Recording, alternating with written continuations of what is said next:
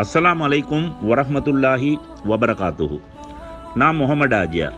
இன்றைக்கு செவ்வாய்க்கிழமை 15 டிசம்பர் மாதம். நீங்கள் எல்லாம் கண்டிப்பீங்கள்ல மீடியாலேயும் முஸ்லீம் ஜனாசாக்களை மால்டீவுக்கு அனுப்ப அங்கே அடக்கம் செய்ய எங்களோட ஜனாதிபதி வேண்டுகோள் விடுத்திருச்சு. அவங்க அதை பற்றி ஆலோசனை செஞ்சுதண்டு சில மீடியாவிலேருந்து சிலவங்க சொன்ன அது ஓகே முடிவு தந்தண்டு.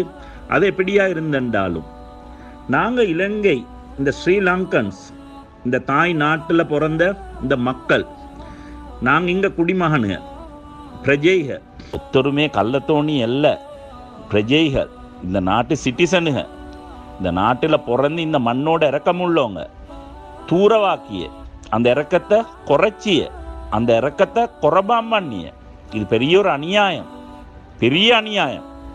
எங்களோட கௌரவ ஜனாதிபதி அவர்களுக்கு இந்த அட்வைஸை தாரப்பா கொடுக்குறண்டு இந்த மாதிரி மோட்டு அட்வைஸுகளை சில டைமுக்கு ஒரு சந்தேகமும் வார இது எங்களோட சமூக தலைவர்மார்கள் குடிக்க அட்வைஸோ உண்டு.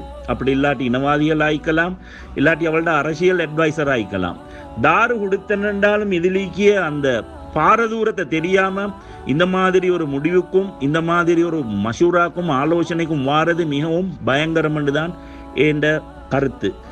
நாம் பார்த்த சோஷியல் மீடியாவில் எங்களோட முஸ்லீம் சகோதர சகோதரிகள் இதுக்கு விரோதத்தை தெரிவித்து போட்டிருக்கு.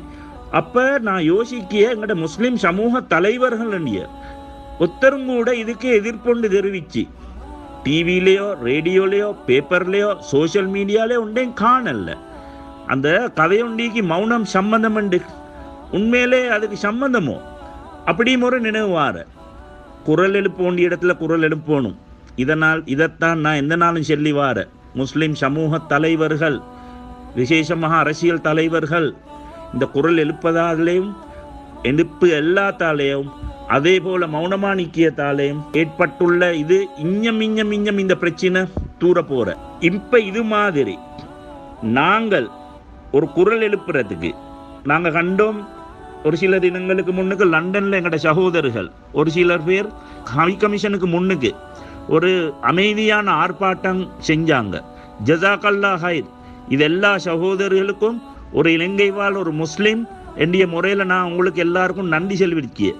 என்று கேட்டனக்கா உண்மையிலே அந்த மாதிரி ஒரு நாட்டில் நீங்களே பெய்த்து இந்த தாய் நாட்டோடிக்கு இந்த பட்டு இந்த இறக்கம் இதை நீங்கள் அண்டே காட்டின முழு ஸ்ரீலங்காலிக்கு அத்தனை முஸ்லீம்களும் மற்ற சகோதர மக்களும் எல்லாரும் இதை பார்த்தாங்க. ஒரு மெசேஜ் உண்டு ஒரு முழு யூரோப்புக்கும் முழு வேர்ல்டுக்கும் ஒரு இன்டர்நேஷனல் கம்யூனிட்டிக்கு போகிறதுக்கு நீங்களே செஞ்ச அந்த தியாகத்துக்கு அல்லாஹ் உங்களுக்கு எல்லாருக்கும் ரஹ்ம செய்வான். அதோட குவைட்டும் கட்டாரும் சகோதரர்கள் ஒரு சின்ன நோட்டீஸ் ஒன்று அடித்து வாகனத்துகள் அடித்து இதை பற்றி மக்கள்கிட்ட ஒரு விழிப்புணர்வு ஒரு கண் தோறப்படுறதுக்கு நீங்களும் எடுத்த முயற்சிகளை பற்றி நீங்களே செஞ்ச அந்த தியாகத்துக்கு அல்லாஹ் உங்களுக்கு எல்லாருக்கும் ரஹ்ம செய்வான். இது மாதிரி செய்தனால எல்லா முழு உலகத்துக்கும் சோஷியல் மீடியா இன்றைக்கு எவ்வளவு பவர்ஃபுல்னு தெரியும் இந்த மெசேஜை கொடுக்கறதுக்கு. ஏன்னால் நாங்கள் இந்த நாட்டு பிரஜேண்டிய முறையில் எங்களுக்கு ஒரு உரிமை இந்த நாட்டில் இந்த மண்ணில் பிறந்த மாதிரி இந்த மண்ணுக்கே மண்ணாய் போகிறது தான் எல்லாருடையுமே நீயத்து. சுடுறதுக்கோ இன்னும் ஒரு நாட்டில் வைத்து அடங்கத்துக்கோ இது செய்யலாம். நான் கண்ட ஃபேஸ்புக்கில் ஃபிரௌனை கடந்த காலத்தில் ஃபிரௌனை கொண்டு வைத்திக்கு ஃப்ரான்ஸுக்கு ஈஜிப்டில் இருந்து என்று கேட்டனாக்கா எல்லாம் பரிசோதனை செய்த டெஸ்டிங்குக்கு. அப்போ அந்த இன்டர்நேஷனல் அயாட்டாலோ ஒரு பொடி என்றாலும் ஒரு பாஸ்போர்ட் இல்லாமல் கொண்டு போக இயலாண்டு. அதனால் ஃபிரௌனுக்குங்கான ஒரு பாஸ்போர்ட் நான் அதை இந்த வீடியோவில் கீழே நான் அதை போடுறேன் பாஸ்போர்ட் காப்பியை ஃபிரௌனுக்குங்கான 4000-5000 வருஷத்துக்கு பிறகு ஒரு பாஸ்போர்ட் எடுத்தீங்க. நாங்கள் அரசாங்கத்தில் கேட்க விரும்பியது நாங்களும் இப்போ பாஸ்போர்ட் இல்லாதவங்கெல்லாம் பாஸ்போர்ட் எடுத்துக்கொண்டு வச்சுக்கொண்டனாக்கா நல்லமோ அப்படி இல்லைன்னு சொன்னனாக்கா மௌத்தாயினோ ஒரு அரசாங்க கணக்கில் ஃப்ரீயாக பாஸ்போர்ட் எடுத்து தாரோம். இதோட சுருக்கம் என்று கேட்டனாக்கா இதை இஞ்சம் பின்னு போகிற இந்த டெக்னிக்கல் கமிட்டி என்று அதண்டு இதண்டு பிரதமர் மீட்டிங் வைக்கியாரு அதுட கதை ஒன்று இல்லை. இப்போ புதிய மால்டீவ் கதை ஒன்று வந்திக்கு.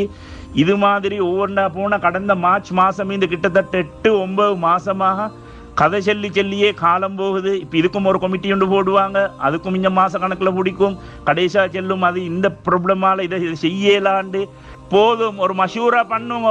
இவ்வளவு தூரத்துக்கு இந்த நிலைமைக்கு நாட்டை விட்டு எங்கட ஜனாதா கொண்டு போற லெவலுக்கு வந்தோம். ஒரு மேசையில நீங்க 18-20 பேரும் இருந்து ஒரு மஷூரா இங்கம் பண்ணல. இந்த 20-25 லட்சம் மக்கள் எதிர்பார்த்து கொண்டு நிற்காங்க.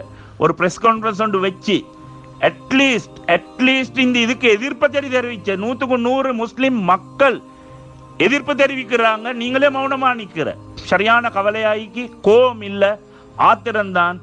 நாங்கள் உண்மையிலே எஸ் அ முஸ்லீம் முழு இலங்கையிலேக்கு அத்தனை முஸ்லீம்களும் மால்டீவ் அரசாங்கத்துக்கு நாங்கள் நன்றி கடன் நேண்டு கேட்ட நாங்கள் இனிமே ஒன்றுக்கு நீங்கள் ஒரு ஆலோசனை மஷூரான் வந்து ஒரு முடிவு ஒன்றுக்கு வந்ததுண்டு. இது எல்லாருக்கும் இதை பற்றி என் எல்லா வாய்ஸும் எல்லா இடத்துக்கும் இது ரெக்கார்ட் ஆகிற, அதை பற்றி நான் கவலைப்படுவோம் இல்லை, பயமும் இல்லை. எல்லோருக்கும் அல்லாஹ் நல்ல வழியை நல்ல ஹிதாயத்தை கொடுக்கணுமென்று நான் வேண்டுகொண்டு நான் விடைபெறுகிறேன். நான் முகமது ஆஜியார்.